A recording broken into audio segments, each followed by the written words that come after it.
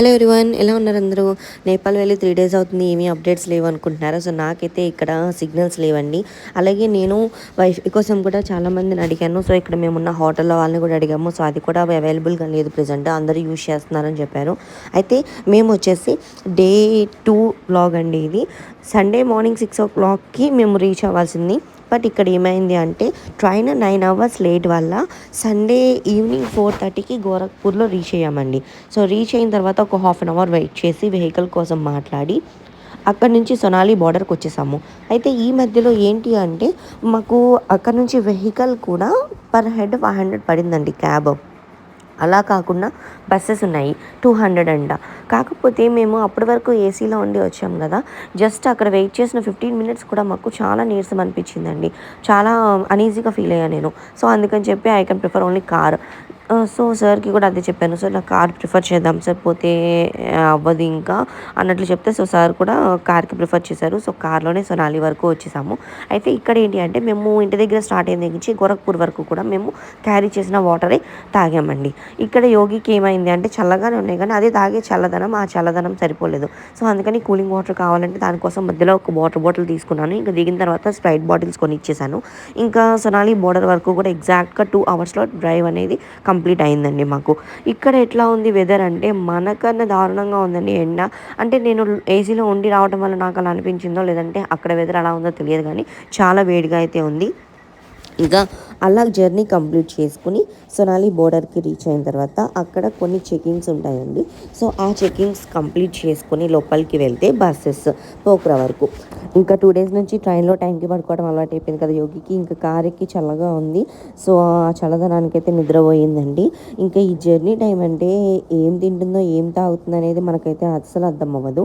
ఇంకా మేము ఎప్పుడైతే సొనాలి బోర్డర్కి రీచ్ అవ్వడానికి ఇంకొక 10-15 minutes ముందనంగా సార్ చెప్పారు, సో ఇంట్లో వాళ్ళకి ఒకసారి కాల్ చేయండి, మళ్ళీ అక్కడికి వెళ్ళినాక సిగ్నల్స్ ఉండవు, మీకు ఇబ్బంది అవుతుంది, ఇలా రీచ్ అయ్యాము మార్నింగ్ చేస్తాము అన్నట్లు, అక్కడ వైఫై ఉంటుంది కదా కాల్స్ చేసుకోవచ్చు అన్నట్టు చెప్పారు. సో మేము కూడా సరే అని చెప్పి ఇంకా అందరికీ కూడా కాల్ చేసి ఇట్లా అని చెప్పి విషయం కన్వే చేసాము. అండ్ నేనైతే నాకు ఏంటి అంటే ఇంటర్నేషనల్ రోమింగ్ ప్యాక్ అయితే వేసేసారండి సతీష్ గారు. సో ఇంటర్నేషనల్ రోమింగ్ ప్యాక్ వేయటం వల్ల కాల్స్ అయితే వెళ్తున్నాయి, నో ప్రాబ్లమ్. నేనైతే ఫస్ట్లో ఎందుకు ఇట్లా చేశారో అక్కడ సిమ్ తీసుకుంటే పోయేది కదా అన్నట్టు మాట్లాడానండి. సో అక్కడ సిమ్ తీసుకోవాలి అంటే మనకి సొనాలి బార్డర్లో కూడా సిమ్ తీసుకోవడానికి అవైలబుల్ ఉంది. నేను ఒకసారి కనుక్కొని చెప్తాను అన్న, ఈలోపు రోమింగ్ అయితే చేసేసారు. ఇంకా సొనాలి బార్డర్కి అయితే రీచ్ అయిపోయామండి. సో ఇక్కడ ట్రాఫిక్ ఎంత ఉంది అంటే దగ్గర దగ్గర ఒక 1 kilometer ముందే ఆపేశాడు. సో అక్కడి నుంచి నడుచుకుంటూ వెళ్ళాలి.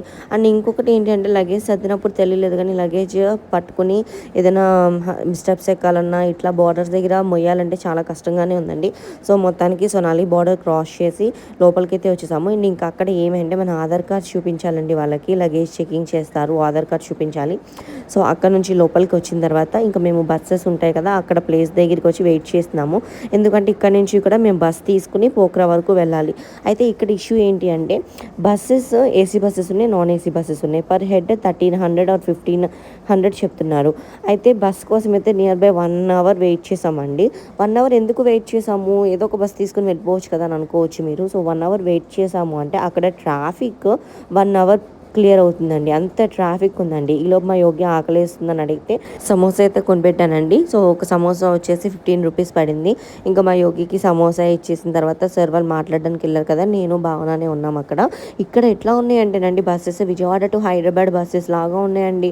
అస్సలు ఇంకా అంతకన్నా ఎక్కువే ఉంటాయండి. ఒక బస్సు వెళ్తుంది, ఇంకో బస్సు వస్తుంది, ఒక బస్సు వెళ్తుంది, ఇంకో బస్సు వస్తుంది.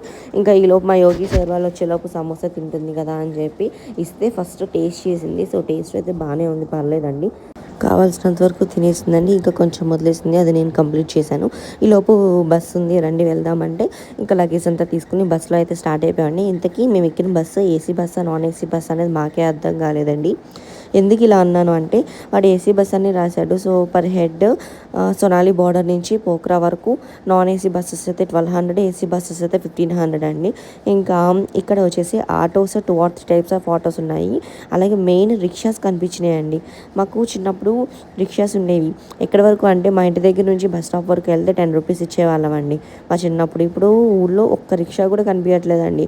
ఇంకా యోగి ఇది చూసి ఇది ఏంటమ్మా దీన్ని ఏమంటారు అని అడిగింది. రిక్షా అంటే ఇవి మన ఊళ్ళో మనం మేము ఎప్పుడు చూడలేదు కదమ్మా అని అందండి. సో ఈ కాలం పిల్లలకి రిక్షా అంటే ఏంటో కూడా తెలియకుండా అయిపోయింది. 4 సైడ్స్ నుంచి కూడా ట్రాఫిక్ జామ్ అయినట్టు అయిపోయిందండి. సో మేము ఎక్కిన బస్సు కదలడానికి మాకు 15 మినిట్స్ పట్టింది. సో ఫైనల్లీ బస్ అయితే స్టార్ట్ అయిపోయిందండి. ఇంక ఇక్కడ నుంచి మళ్ళీ మార్నింగ్ పోఖ్రా వరకు కూడా మాకు 6 అవర్స్ టైం పడుతుంది. సో ఇక్కడ ఏంటి అంటే దగ్గర దగ్గర 4 or 5 టైమ్స్ చెకింగ్స్ ఉంటాయంట. నిజంగానే ఇంత చెకింగ్స్ ఉంటాయి అని అనుకున్నానండి. కానీ చెకింగ్స్ ఇవ్వండి వాళ్ళు వచ్చి లోపల చూస్తున్నారు, డిక్కీలో చూస్తున్నారు. ఓవరాల్ మొత్తం చెకింగ్స్ అయితే కరెక్ట్గానే జరుగుతుందండి. ఇంక ఇక్కడ నుంచి స్టార్ట్ అయిన వాళ్ళం మేము మధ్యలో 1 o'clockకి డిన్నర్కి ఆపారండి.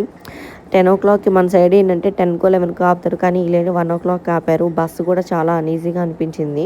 సో అయినా కూడా పర్లేదు అడ్జస్ట్ అయ్యి అలానే కూర్చున్నామండి. తర్వాత సీట్స్ అనేది చేంజ్ చేశాడు. ఎందుకు చేంజ్ చేశాడు అంటే ఇక్కడ సొనాలి బస్ స్టాప్లో టికెట్ రిజర్వేషన్ చేయించుకున్న వాళ్ళు ఉంటారంట. సో వాళ్ళ కోసం టికెట్స్ రిజర్వేషన్ చేసిన సీట్స్ కాకుండా రిమైనింగ్ సీట్స్ కదా వాడు ఎక్కించుకుంటాడు. సో అందరినీ ఎక్కించుకుని వెనకాల మేము కంఫర్ట్ లేదన్నామని చెప్పి మాకు కొంచెం ముందుకు ఇచ్చాడు సీట్స్.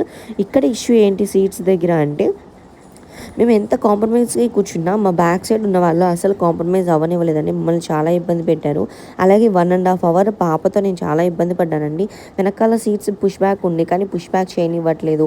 ముందు సీట్స్ వాళ్ళేమో వాళ్ళు పుష్ బ్యాక్ చేసేసుకున్నారు. మధ్యలో చాలా తక్కువ స్పేస్, కంజెస్టెడ్. యోగి అయితే చాలా ఇబ్బంది పడిందండి. సో చూసా నాకు ఇంకా చాలా కోపం వచ్చి సార్ దగ్గరికి వెళ్ళి సార్ని పిలుచుకొని వచ్చేసానండి. సో కానీ ఇక్కడ చెకింగ్ చూడండి, చాలా హైలీ సెక్యూర్ చెకింగ్ అండి. ఇందాక ఒక చెకింగ్ అయింది కదా, ఇది మళ్ళీ సెకండ్ చెకింగ్. ఇలా ఇంకొక 2 చెకింగ్స్ ఉన్నాయి. నేను ఇంకా వీడియో తీయలేదు. ఆ టైంకి ఆల్మోస్ట్ అందరూ కూడా నిద్రపోతాం కదా, సో అలాగ అయిపోయిందండి. అయితే ఇదిగోండి సార్ వాళ్ళని ఎప్పుడైతే వెనక్కి పంపించామో సో ఈ ఫ్యామిలీ చాలా గొడవ చేసిందండి. అసలు మేము ఉన్నంతసేపు కూడా మమ్మల్ని చాలా సైలెంట్గా ఇబ్బంది పెట్టేసి సార్ వాళ్ళు రాగానే ఇబ్బంది పెట్టాం అవ్వక నోరు వేసుకుని పడిపోయారండి. సో చాలా ఇష్యూ అయిపోయింది అక్కడ. అండ్ ఇంకొకటి ఏంటంటే ఇక్కడ పెట్రోల్ బంక్స్ అండి. రోడ్కి డివైడర్ లాగా అటు రోడ్డే ఇటు రోడ్ మధ్యలో పెట్రోల్ బంక్ ఉంది. సో ఇక్కడైతే కొంచెం అనిపించింది వావ్ అన్నట్టు. ఇంకా అలా జర్నీ చేసి బస్లో ఇష్యూ అయిన తర్వాత మేము సార్ వాళ్ళ సీట్స్లోకి మారాము. మా సీట్స్లోకి సార్ వాళ్ళు వెళ్ళిపోయారు కదా, ఇంకా మేమైతే కొంచెం ఈ టైం కూడా పడుకుని పోయామండి. ఇంకా వాడు ఎప్పుడైతే డిన్నర్కి ఆపాడో సో అప్పుడు లేచాము. అసలైన ఇష్యూ అక్కడే స్టార్ట్ అయిందండి. మేము డిన్నర్ చేసేసి మళ్ళీ again back to Pokhara start అయిపోయాము. ఇందాక బస్లో ఒక ఇష్యూ అయిపోయింది కదా, ఇప్పుడైతే ఇంకొక ఇష్యూ అయిందండి. సో అది నేను నెక్స్ట్ వీడియోలో చూపించేస్తాను. బస్ ఇష్యూ అయినప్పుడైతే కొంచెం గట్టిగా మాట్లాడి సెటిల్ చేసుకున్నాం, కానీ ఈ ఇష్యూకి సెటిల్మెంట్ అనేది కొంచెం కష్టం అయింది. సో అది ఏంటి అనేది నేను నెక్స్ట్ వీడియోలో చూపించేస్తానండి. సో మీలోపు ఛానల్ని సబ్స్క్రైబ్ చేసేసుకుని ఫాలో అయిపోతూ ఉండండి. బాయ్.